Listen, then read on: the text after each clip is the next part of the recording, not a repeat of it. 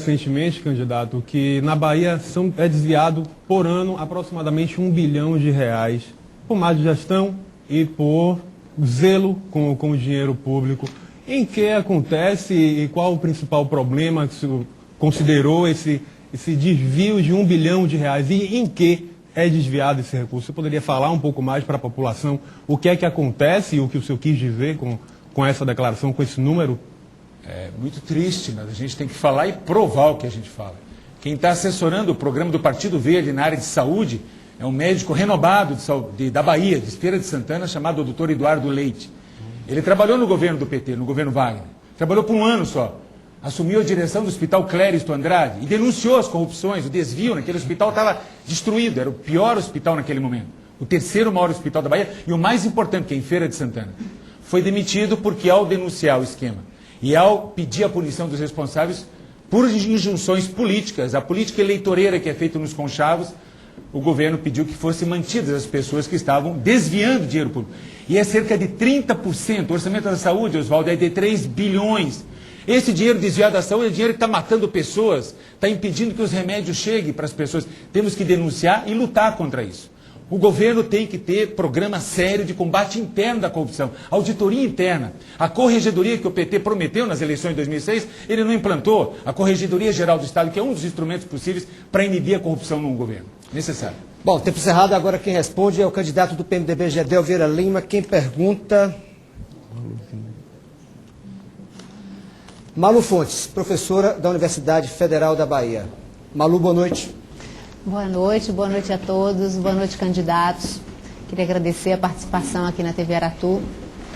Candidato, o senhor na sua campanha tem usado como linha editorial, digamos assim, como uma grande marca, a questão da execução de grandes obras na Bahia. O eleitor comum, hoje, que não tem formação política ou que tem pouca, ele associa toda e qualquer obra da Bahia, segundo a sua propaganda eleitoral, a uma gestão sua, a sua participação no governo Lula, governo do qual o senhor foi ministro até muito pouco tempo. Salvador hoje, um dos maiores problemas de Salvador é transporte público. Nós temos aí um elefante branco, uma caricatura, que é o metrô de Salvador inacabado. O senhor também é um dos principais aliados e responsáveis pela reeleição do prefeito João Henrique Cardoso. Por que as obras do metrô, Cardoso, volta e meia eu confundo e falo Cardoso, me perdoe. Vai, conclua. Por que o senhor, já que fala tanto de obras, já que sua grande meta é de que vai reconstruir a Bahia, vai transformar a Bahia num canteiro de obras, não usa o metrô nem a imagem do prefeito nessa sua campanha eleitoral? Olha, Malu, em primeiro lugar, deixar bastante claro que eu falo de obras que eu pude executar porque era da competência do meu ministério, do ministério que eu tive o privilégio, por indicação do presidente Lula, de dirigir. O metrô de Salvador, uma obra que começou há mais de 10 anos, em gestões que não foram de João Henrique Carneiro, não tinha nenhuma vinculação com o Ministério da Integração Nacional. O que eu podia fazer, eu fiz. Gestões políticas junto ao governo federal, gestões políticas junto ao Tribunal de Contas da União, para desamarrar um nó que não foi oriundo dessa gestão, independentemente do fato de que ela tem a responsabilidade de resolver e solucionar o problema. Portanto, o que eu podia fazer, eu fiz. Eu não podia fazer metrô através do Ministério da Integração Nacional. O que cabia ao Ministério da Integração Nacional, eu fiz. Tanto que a acusação que fazem a mim na minha gestão no Ministério da Integração Nacional não é de ter sido preguiçoso, não é de ter sido relapso, de ter voltado as costas para a Bahia. Pelo contrário, aponta o dedo para mim para dizerem que eu liberei dinheiro demais para o nosso Estado. Portanto, eu tenho absoluta tranquilidade em relação a isso e acho que o metrô, até por ser uma obra fundamental para equacionar esses graves problemas de trânsito, de falta de mobilidade urbana que tem na nossa cidade, é claro que é uma luta de todos e eu estarei, como governador, a partir do ano que vem, absolutamente pronto para, junto ao governo federal, solucionar de uma vez por todas esse problema, avançando, inclusive, na segunda etapa do metrô que precisa ser feita e concluída. Malu, sua réplica, lembrando que é um minuto. Eu estou sendo flexível, você está percebendo você em casa, porque às vezes o candidato e o jornalista não completam o tempo estipulado, então por isso o motivo dessa flexibilidade, digamos assim. Malu, você tem um minuto, até um minuto para a sua réplica. Mas, candidato, levando-se em conta que o senhor é titular da pasta do Ministério da Integração, que o Ministério da Integração tem acesso a verbas, sim, para execução de quaisquer obras de qualquer esfera, desde que elas tenham recursos federais. Embora o metrô já tenha consumido cerca de R$ 1 bilhão, para uma coisa de 6 quilômetros inacabado, Como o senhor pode garantir para a população, para o seu potencial eleitor, que como ministro o senhor não tinha esse tipo de interferência em termos de verbas e que terá como governador? Ô Malu, me permita, você está cometendo um equívoco elementar. O Ministério da Integração Nacional não é o Ministério dos Transportes, não é o Ministério das Cidades. O Ministério da Integração Nacional não pode asfaltar BRs. O Ministério da Integração Nacional não pode investir em hospitais. O que cabia como ministro da Integração Nacional, eu fiz. Como governador, é ter força política, vontade de fazer, saber utilizar o prestígio das bancadas no Senado e na Câmara e fazer as coisas acontecerem.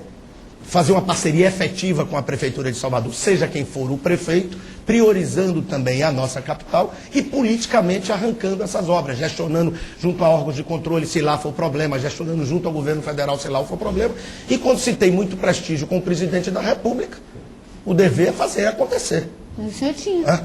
Não tanto quanto quem poderia fazer, que é o atual governador do Estado. Eu não podia, como ministro da Integração Nacional,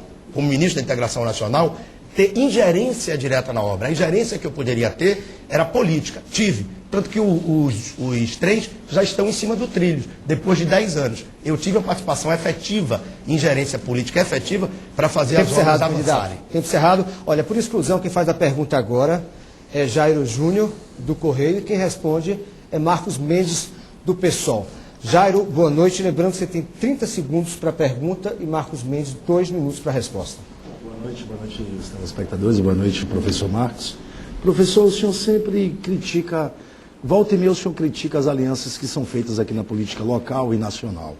Mas como é que o senhor espera governar sem conversar com os partidos, sem dialogar com correntes contrárias? Isso é possível?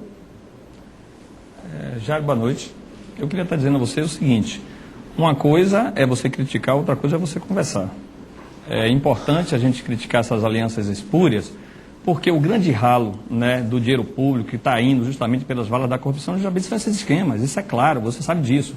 Por exemplo, eu nunca vi na minha vida, a OAS nunca ganhou tanta obra como está ganhando agora, nem do governo carlista. É tanta obra que tem, você tem, olha, construção da ponte, a via expressa da Rota do Abacaxi, via expressa 2 de julho, polo naval, emissário submarino, todas essas grandes obras justamente estão indo para quem? Para a OAS Odebrecht. Eu nunca vi tanto esquema como está acontecendo, obras superfaturadas. Por exemplo, o emissário submarino. O que é que aconteceu com o emissário submarino? Um pós-doutor da Escola Politécnica, o professor Moraes, na área de saneamento, disse que não tinha necessidade nenhuma desse emissário submarino. Mas, como foi um dos principais financiadores de campanha do governo Wagner, ele tinha que dar resposta. E ele deu. A Fonte Nova é um absurdo, essa questão da Fonte Nova. Vai ser uma arena exclusiva de futebol e vai consumir em torno de 2,5 bilhões. Isso não se diz, porque são 15 anos pagando 107 milhões, que dá 1 bilhão e 600 milhões, e depois você ainda vai ter que pagar, o Estado vai ter que se comprometer durante 35 anos a pegar a metade de 23 milhões, que é em torno de 11 milhões e meio, se ele não desse lucro. Mas está comprovado pelo BNDES que o único estádio que dá lucro é o Mineirão. Então já sabe que o Estado vai estar comprometido durante 35 anos. Isso é um absurdo para ser uma arena exclusiva de futebol. A Fonte Nova, que era um patrimônio tombado, que o IFAM cruzou os braços para isso, eu não sei se você sabe isso, em 1959 foi tombada. A Fonte Nova foi tombada. E, inclusive, não teve a aquiescência do Coman. Né? O Coman ia dar aquiescência para isso, ela foi demolida antes. Então, é uma total irresponsabilidade que o Ministério Público Federal e Estadual colocou. Então, esses esquemas aí e tal, acontece de toda forma. Então, assim, ó, nós vamos estar do lado, sabe de quem? Do lado do nosso povo. A gente quer justamente isso. Essas pessoas que estão lá, deputados federais, estaduais, governo, qualquer uma, é representação do povo, da base popular. Então, a gente vai colocar o povo dentro do nossas assembleias, vamos colocar o povo para definir e vamos fazer assembleias populares. Com certeza, a gente vai governar esse Estado muito bem. Professor, Jairo, até um minuto. Como o senhor é um professor, acho que o senhor lida sempre com a fuga do tema. Eu perguntei ao senhor sobre aliança política. O senhor me trouxe questões ligadas à construtora. Não é exatamente isso que eu pergunto. Eu pergunto se é possível governar sem dialogar com os partidos. É muito simples. Eu falei, aliança política com o nosso povo, com a nossa população. Eu acho o seguinte, aí, imagine. Isso é possível, professor? Claro que é possível. Eu vou mostrar a você como você faz isso. Eu vou dizer aqui, inclusive, numa prefeitura do PT. Eu fiz uma pós-graduação em gestão pública municipal e governamental e eu estudei justamente orçamento participativo. Aqui em Alagoinhas, o governo do PT, que só colocava 3% do orçamento participativo, só mesmo fictício, o que é que acontecia? Todos os projetos eram elaborados, todos os projetos eram aprovados. Mesmo na bancada de 11, ele tendo 9 contra ele. E por que isso acontecia? Porque tinha participação popular. Então, assim, a gente vai querer que esses deputados estaduais, né, aprovem qualquer tipo de projeto que seja encaminhado, que seja benefício do povo. Se ele não aprovar, ele está contra o povo. Então, o que é que a gente faz? A gente coloca o povo justamente dentro da Assembleia, vamos fazer assembleias populares, vamos fazer referendos populares, vamos fazer plebiscitos. Então, essa é a proposta do PSOL. Eu acho que esses representantes, ele tem que aprovar todo o projeto que é benefício da nossa população. Se ele aprovar isso, tudo bem. Se não aprovar, a gente vai fazer as assembleias populares, porque é a nossa população que tem que decidir junto com a gente. Bom, olha, o governador da Bahia, Jacques Wagner, candidato do PT à reeleição, pediu direito de resposta e foi concedido pelo advogado Saul Quadros Neto. O senhor tem 1 minuto e meio, governador.